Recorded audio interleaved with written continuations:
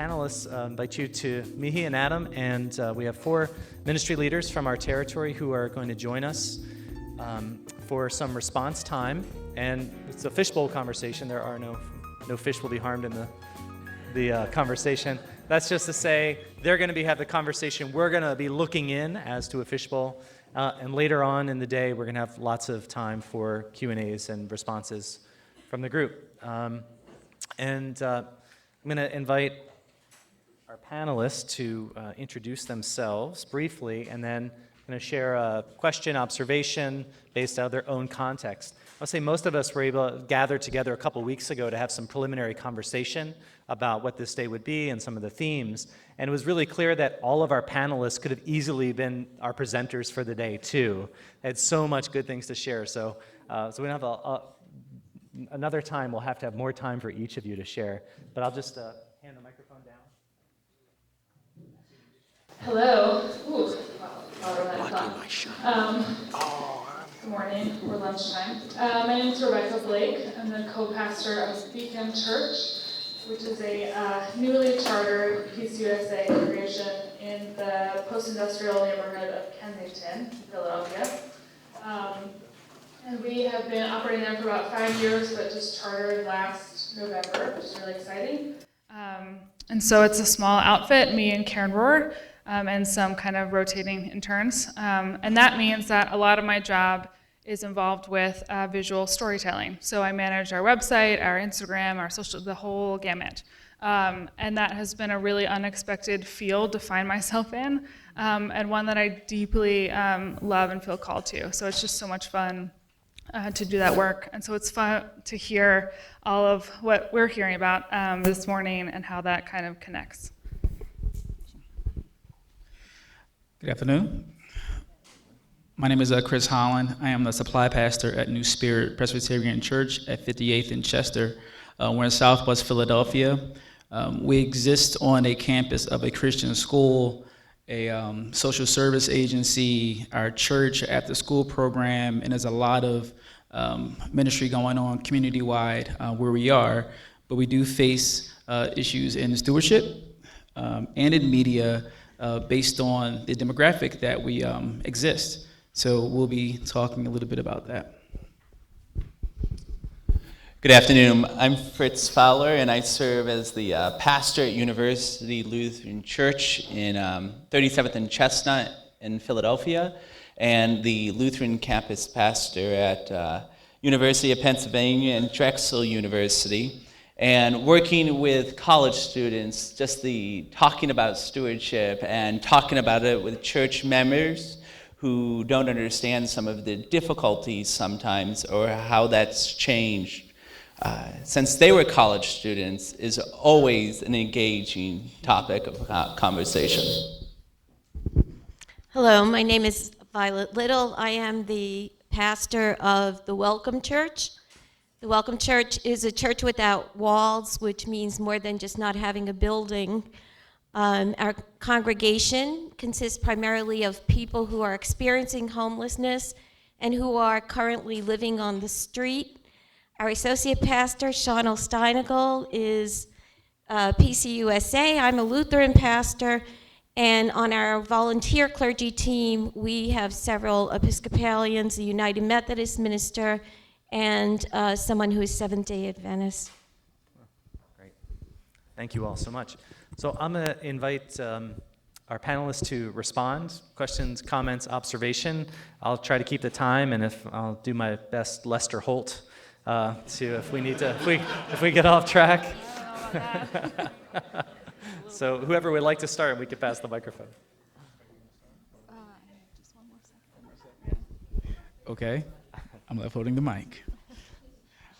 So, Adam, thank you for the talk on stewardship. I have a question. You talked a lot about old school and new school stewardship. So I'm from the hip hop generation, so we have old school and new school. And we are stuck in this paradigm of,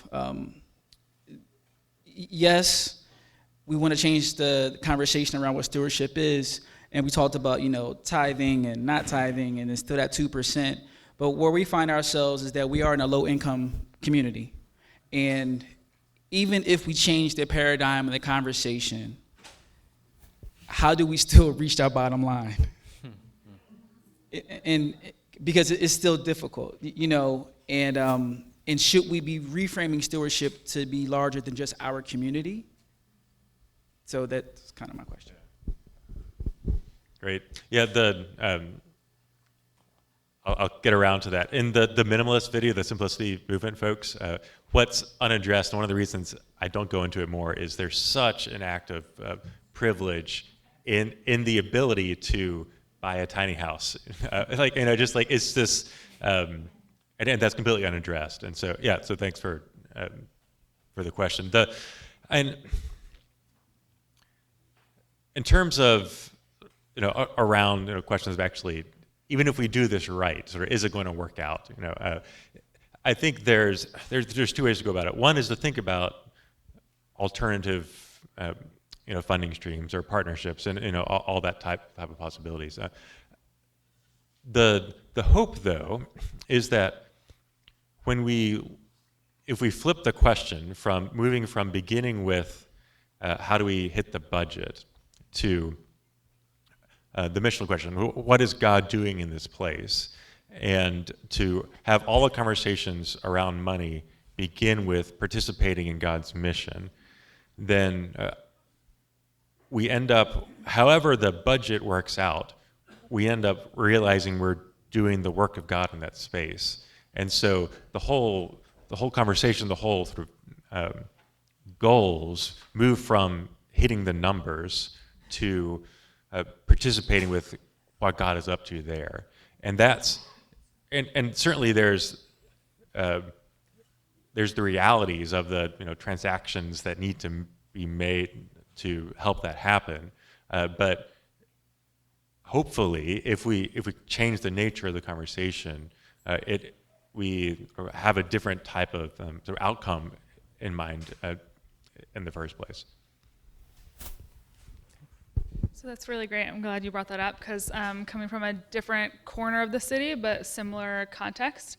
And it's really hard to have that conversation with folks who are really attached to the American dream. And if they only had a few more dollars, then they would make it and they'd be okay.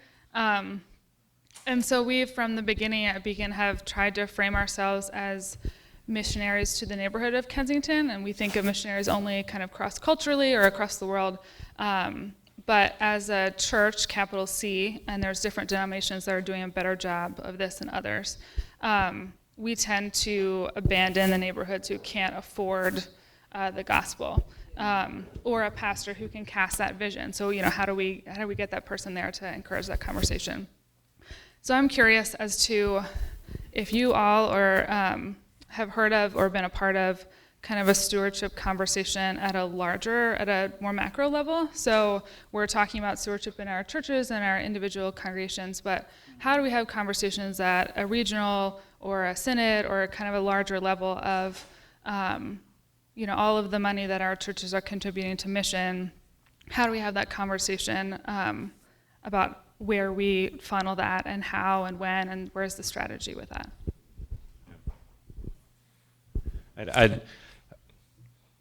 I hunger for that conversation as well. Here's a glimpse. So in the Twin Cities Area Presbytery, there is a congregation in the Uptown neighborhood, which is sort of this hip, mixed neighborhood in a nice area, not too far away from downtown. And there's a historic Presbyterian church there that was about to close. And it was about to come before Presbytery, and they were going to close the doors because basically the congregation has just dwindled to this really small size. And once it got to Presbytery, and once a big steeple church with a lot of resources heard about it, like, what in the world? We're about to sell the property in like the most exciting area to do ministry. And so the church Westminster in Minneapolis ended up sort of adopting this congregation, and they paid for the pastor for several years. But it was all about a partnership. So just as an example around that, it turned out that since it was a dwindling congregation, there was a lot of deferred maintenance on the building. And so they needed to accomplish around a $300,000 capital campaign. These 30 members or so, that was just completely impossible. And so they had a generous member of Westminster, the large congregation, come alongside and say, all right, if you can raise, I think it was 1/3, then I will personally make sure you get to the 300,000 plus for the campaign. And so that was a relationship that had developed because the pastors knew one another, and this member was really excited about the possibility there. But it wasn't fully a giveaway. There was this partnership saying, we want to help you, but we also want you to be partners with us and to show that you're about what God is up here. And so I think that's just a glimpse of other models, but absolutely there's huge possibilities to move the conversation sort of from the grassroots to how can regulatory bodies make spaces to develop those relationships across different borders that we haven't had to have those conversations around yet.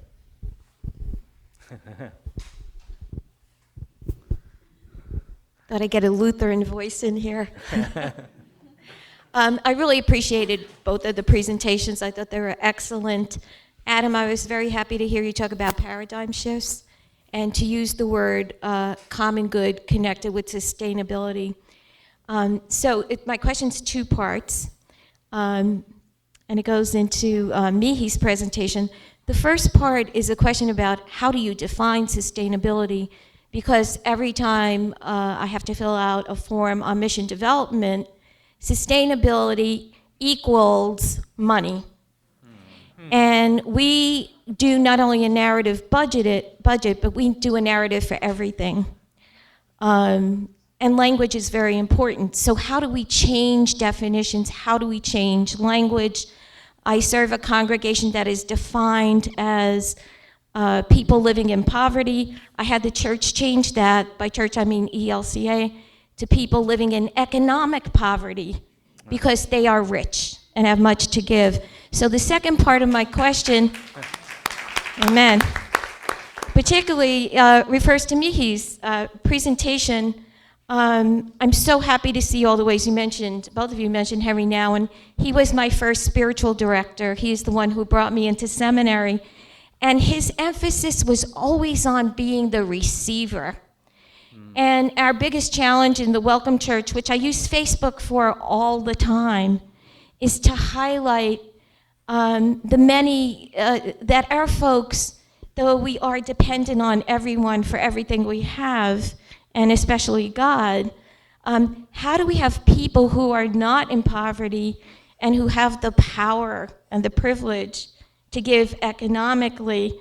How do we help people become better receivers of those who have traditionally, whose gifts have not either been recognized nor received?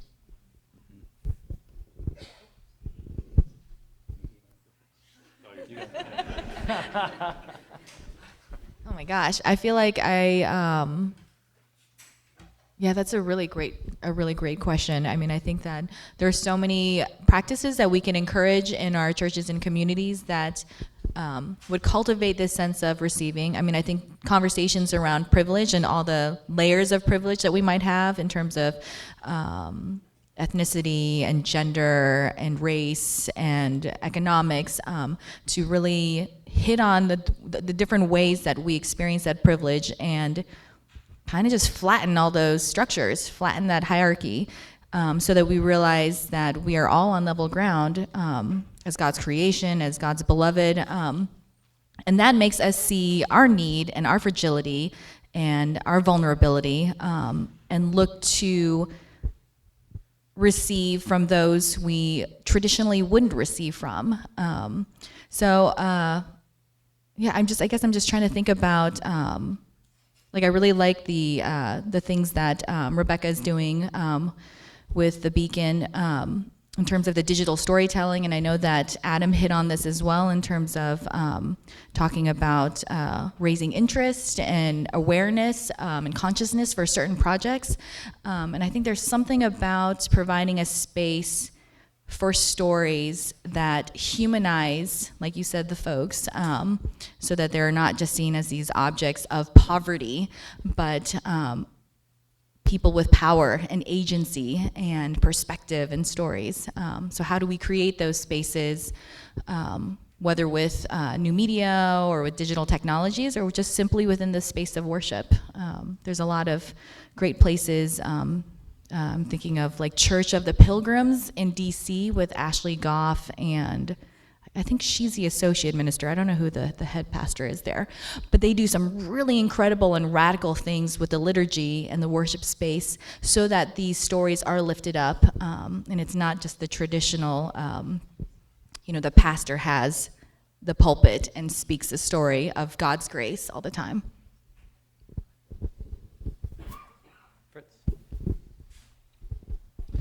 So in my context, we have both congregational members, community members who are in the midst of their careers and saving up for retirement, and also college students, some of them who have no sustainable source of income or regular form of income.